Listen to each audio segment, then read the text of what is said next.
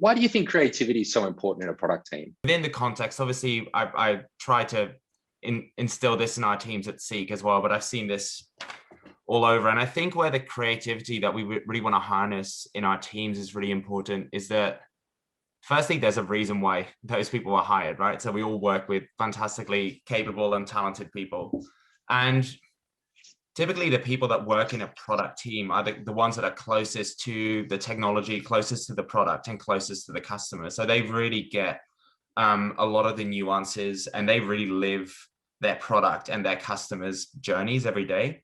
And so there's a lot of creativity that you can unlock by getting their perspective on how best to solve the problems. And where I think this Goldilocks idea comes from is that giving the teams that kind of context and saying, this is where we believe the company's headed, this is how we believe your team fits in, and largely this is kind of the problem that we want you to solve, kind of stops teams from kind of veering too far off course, which can be really a really negative experience for two reasons. So one is, if you don't have those constraints, you can kind of get a bit of analysis paralysis, where you've got so many options that it's really hard to choose what to do. And the other thing is that it can kind of create this false idea of autonomy. So you can end up somewhere that wasn't really intended and is kind of outside of what the company is trying to achieve. And that's probably the most disempowering experience. If you feel like you had this freedom to go run off and explore somewhere, and then you end up somewhere you're quite excited about, but then the rest of the business isn't. And so I think you gave a great example in your talk of when you were doing a corporate hackathon, and that exactly happened. Maybe you could tell people that story in case they haven't seen it. Sure. So this is probably one of the best experiences of my career, but it was an absolute kind of failure from a startup point of view. So I worked for this company that wanted to diversify, and they were keen to create this environment where we could start up new businesses internally, but we'd never done this before. So there were hidden constraints that people weren't even really aware of. And so I'll go into a lot more detail in the talk. So I encourage people to watch that for the full story, and I don't want to take up too much time. But basically, we ended up going somewhere really exciting that was completely outside of the company's core competencies, and that had a much longer path to profitability that probably an angel investor like yourself would maybe have been kind of interested in, but within our corporate constraints really didn't work. So it turned out that there were these constraints around how quickly does this thing need to at least prove that it can make money? How closely does it need to align to what we do really well as a business, so we can give ourselves this unfair advantage?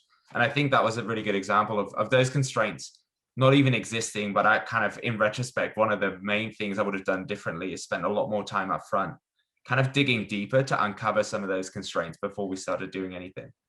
I think that's a great takeaway, that if your work, our habit is to go talk to customers to understand their problems and needs and things. But in a corporate, you forget to go and interview the stakeholders to understand them. They're kind of like an important factor in a bigger corporate environment, I think. And that was a good takeaway for me. I might switch gears to Anthony now. I was looking at your talk, and you tell this story of in Westpac, a girl who messed up her credit card. So she messed up her credit score by applying for a bunch of credit cards, and was just emotionally distraught because she couldn't get any loans. You mentioned that this emotion was so important to convey to the product team.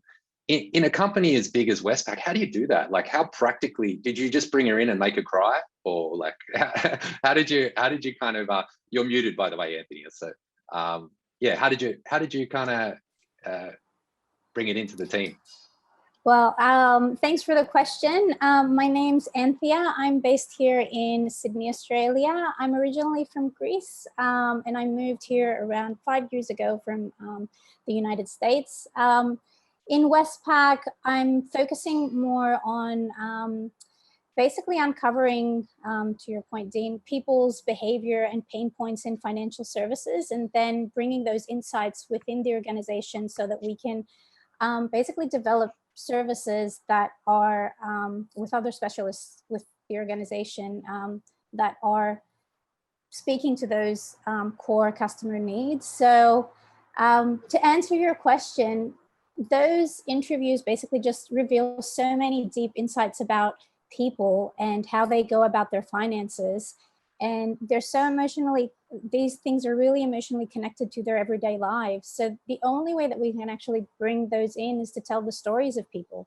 So that's a fundamental way of actually kind of getting people within the organization that don't necessarily have access to speak to these people and bring those insights that actually ground us in reality. Because when we are in a large organization, we tend to do the work that we do every single day, but we don't necessarily have insights into what people are doing every day. So that was the key important key way to actually do you practically use any tools, or is it just sit and watch a video of the interview or anything that kind of distills it for people?